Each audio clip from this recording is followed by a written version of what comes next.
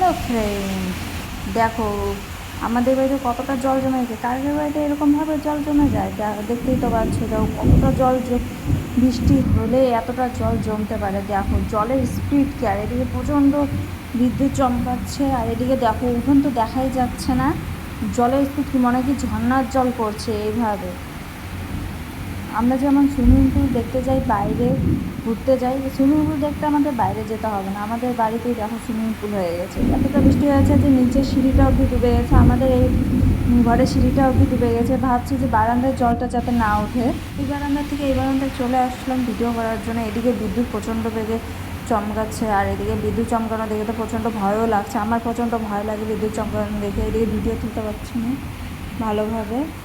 আর এদিকে দেখো আমাদের তুলসী স্থানটা প্রায় ডুবে, দেখতেই পাচ্ছ আমাদের তুলসী স্থানটা ডুবে গেছে। আর এদিকে প্রচণ্ড বৃষ্টির গতি কি, ঝর্ণাও ফেল হয়ে যাবে, এতটা বৃষ্টি জোরে নামছে যে আমাদের দেখো ঝর্ণার মতো জল নামছে।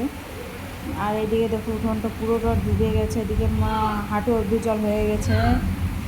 এদিকে দেখো বাইরে তো যাওয়াই যাচ্ছে না, এতটা জল জমে গেছে। মনে হচ্ছে নৌকা নিয়ে এখান থেকে পার হতে হবে। দেখো তোমরা দেখতেই পাচ্ছ যে কতটা জল জমলে এই অবস্থা হতে পারে, কি পরিস্থিতি। দেখো তো জল তো কমার নামই নেই, এদিকে বৃষ্টি কমারও নাম নেই। দেখতেই পাচ্ছ বৃষ্টিটা একটু কমছে, আবার একটু করে আবার বৃষ্টির গতি বেড়ে গেছে।